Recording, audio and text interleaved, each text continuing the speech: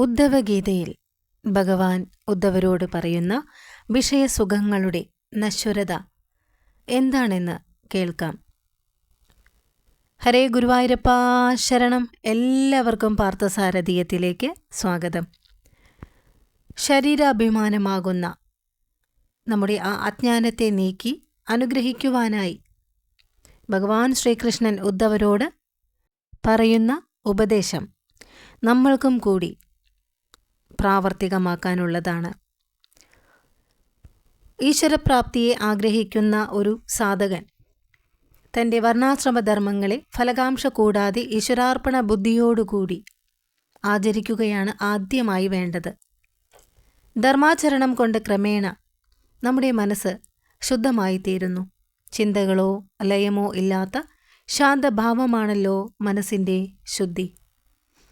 അങ്ങനെ ശുദ്ധമായി തീർന്ന മനസ്സുകൊണ്ട് വിചാരം ചെയ്യുമ്പോൾ ഒരു കാര്യം മനസ്സിലാക്കുവാൻ കഴിയും.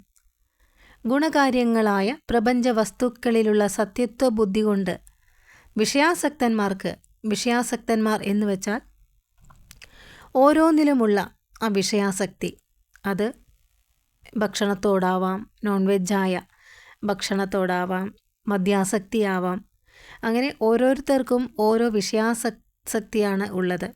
അപ്പോൾ സുഖത്തിനു വേണ്ടി പ്രവർത്തിക്കും തോറും ദുഃഖമാണ് അനുഭവപ്പെട്ടുകൊണ്ടിരിക്കുന്നതെന്ന് സ്വപ്നം കാണുമ്പോഴും മനോരാജ്യം വിചാരിക്കുമ്പോഴും പരമാർത്ഥത്തിൽ ഇല്ലാത്തവയായ അനേകം വസ്തുക്കൾ ഉള്ളതായി അനുഭവപ്പെടാറുണ്ട്.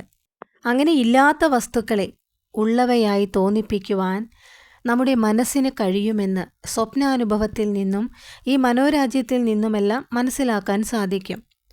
മനസ്സ് വികസിക്കുന്ന സ്വപ്നത്തിലും ജാഗ്രത്തിലും മാത്രമേ ദുഃഖമുള്ളൂ. മനസ്സടങ്ങുന്ന ഉറക്കത്തിൽ നാനാത്വബോധമില്ല. അതിനാൽ ആ സമയത്ത് നമ്മൾ ഉറങ്ങുന്ന സമയത്ത് ദുഃഖം നമ്മെ അലട്ടാറുണ്ടോ? ഇല്ലാലോ. അതുകൊണ്ട് തന്നെ ദുഃഖനിവൃത്തിയെയും സുഖപ്രാപ്തിയെയും ഇച്ഛിക്കുന്ന സാധകൻ മനസ്സിനെ അടക്കാൻ ഉപകരിക്കുന്ന നിവൃത്തി ധർമ്മങ്ങളെയാണ് അനുഷ്ഠിക്കേണ്ടത്.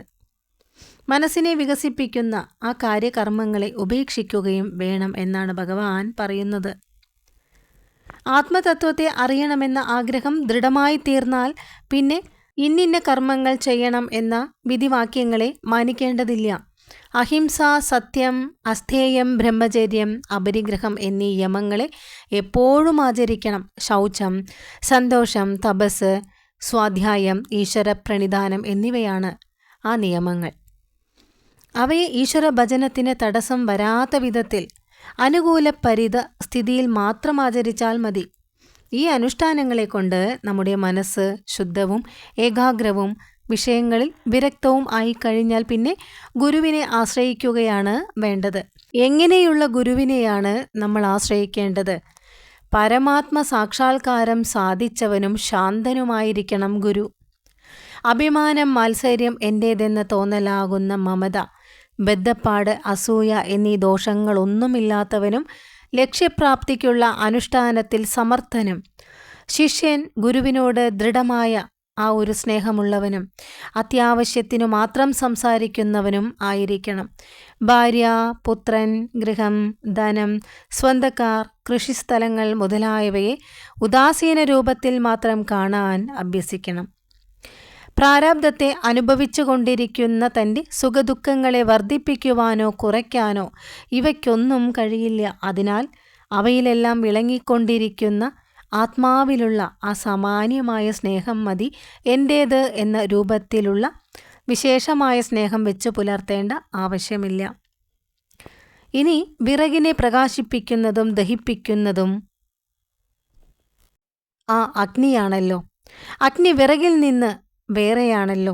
അതേപോലെ സ്ഥൂല ശരീരത്തെയും പഞ്ചപ്രാണങ്ങൾ, പത്തേന്ദ്രിയങ്ങൾ, മനസ്സ്, ബുദ്ധി എന്നീ ഘടകങ്ങളോടുകൂടി സൂക്ഷ്മ ശരീരത്തെയും പ്രകാശിപ്പിക്കുകയും അറിയുകയും ചെയ്യുന്ന ആത്മാവ് രണ്ടുവിധ ശരീരങ്ങളിൽ നിന്നും വേറെയാണ് എന്ന് ഗുരു ഉപദേശം കൊണ്ട് അറിയാറായിത്തീരും.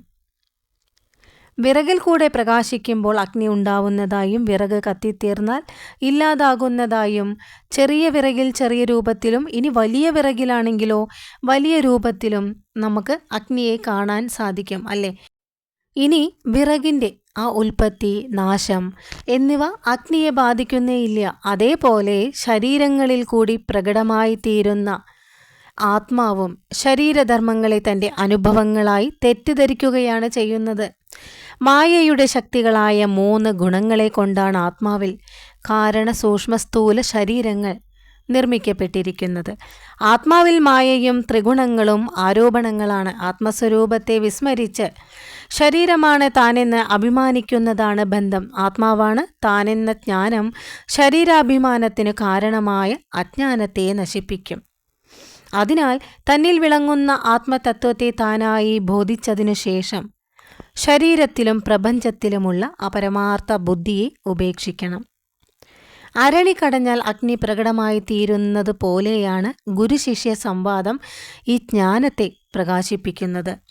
ജ്ഞാനിയായ ഗുരു പാകത വന്ന ശിഷ്യന് ഉപദേശിക്കുന്ന ജ്ഞാനം ഗുണങ്ങളെ സൃഷ്ടിക്കുന്ന മായയെയും ഗുണകാര്യമായ പ്രപഞ്ചത്തിൻ്റെ പ്രതീതിയെയും നശിപ്പിച്ചതിനു ശേഷം വിറകു തീർന്ന അഗ്നി എന്ന പോലെ സ്വയം മടങ്ങുകയാണ് ചെയ്യുന്നത്.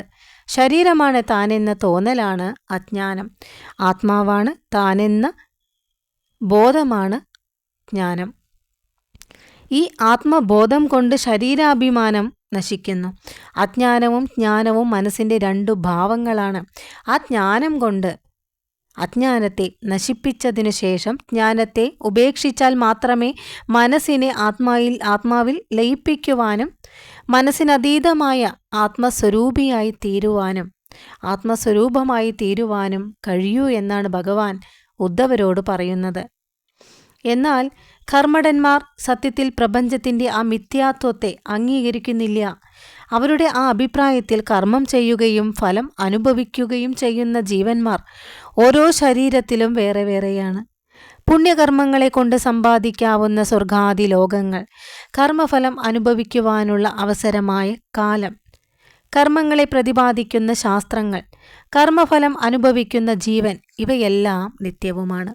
ഏകവും അദ്വിതീയവുമായ ജ്ഞാനം എന്നൊന്നില്ലെന്നും ഓരോ പദാർത്ഥങ്ങളെയും അറിയുമ്പോൾ ജ്ഞാനം ഉണ്ടാവുകയും മാറുകയും നശിക്കുകയും ചെയ്യുന്നു എന്നും അതിനാൽ തന്നെ വൈരാഗ്യത്തിൻ്റെ ആവശ്യമില്ലെന്നും കർമ്മങ്ങളെ ചെയ്യുകയും അവയുടെ ഫലത്തെ അനുഭവിക്കുകയുമാണ് ഒരു ജീവൻ്റെ പുരുഷാർത്ഥം എന്നുമൊക്കെയാണ് അങ്ങനെയുള്ളവരുടെ വാദഗതികൾ.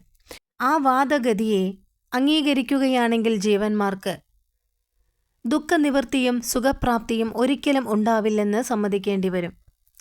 കാരണം ജനനമരണങ്ങൾ മാറി മാറി അനുഭവിച്ചുകൊണ്ട് കഴിയുന്ന അസ്വതന്ത്രനായ ജീവൻ എങ്ങനെയാണ് സുഖം കിട്ടുന്നത്?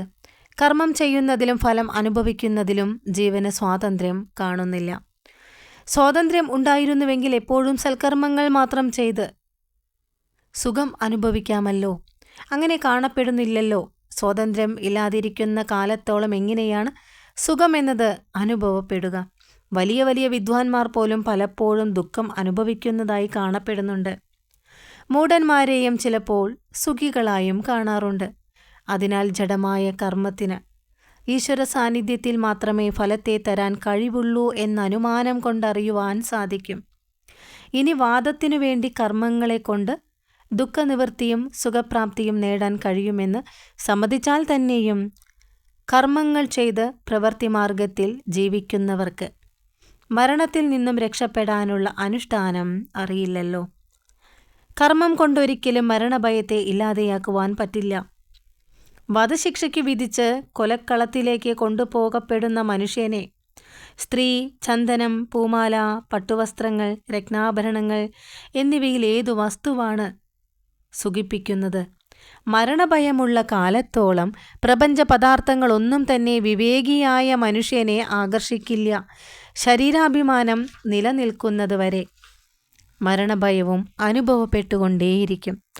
ശരീരത്തിൻ്റെ മരണത്തെയും പ്രപഞ്ച വസ്തുക്കളുടെ നശ്വരമായ സ്വഭാവത്തെയും വീണ്ടും വീണ്ടും വിചാരം ചെയ്താൽ വൈരാഗ്യമുണ്ടാവും. ഈ ലോകത്തിൽ ഭോഗ്യപദാർത്ഥങ്ങളിൽ വിരക്തനായി തീർന്നാൽ അവയെ സമ്പാദിക്കുവാനുള്ള ലൗകിക കർമ്മങ്ങളെ കൂടി ഉപേക്ഷിക്കുവാൻ കഴിയും. ഇനി ദുർജന സംസർഗം കൊണ്ട് മനസ്സ് ദുഷിച്ച് അധർമ്മങ്ങളെ ചെയ്തും ഇന്ദ്രിയങ്ങളെ ജയിക്കുവാൻ ശ്രമിക്കാതെ വിഷയാസക്തനും ലോഭിയും പരദ്രോഹം ചെയ്തു ജീവിക്കുകയും വേദവിധിയൊന്നും നോക്കാതെ മൃഗങ്ങളെ കൊന്ന് ഭൂതപ്രേതാദികളെ ആരാധിച്ചുകൊണ്ട് കഴിയുകയും ചെയ്യുന്ന മനുഷ്യർ. ഇവർ മരണാനന്തരം നരകത്തിൽ വീണ് കഠിനയാതനകൾ അനുഭവിക്കേണ്ടി വരുന്നു.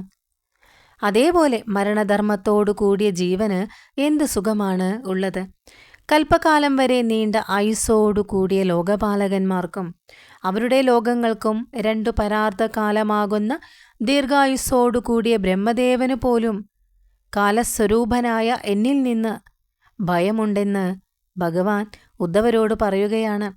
അതുകൊണ്ട് തന്നെ ബ്രഹ്മപദവി വരെയുള്ള എല്ലാ സുഖപദാർത്ഥങ്ങളും നശ്വരങ്ങളാണെന്ന് തന്നെ മനസ്സിലാക്കി അവയിൽ വൈരാഗ്യം വളർത്തിയാൽ മാത്രമേ സകലവിധ കർമ്മങ്ങളെയും ഉപേക്ഷിച്ച് മനസ്സിനെ ആത്മാഭിമുഖമാക്കുവാൻ സാധിക്കുകയുള്ളൂ.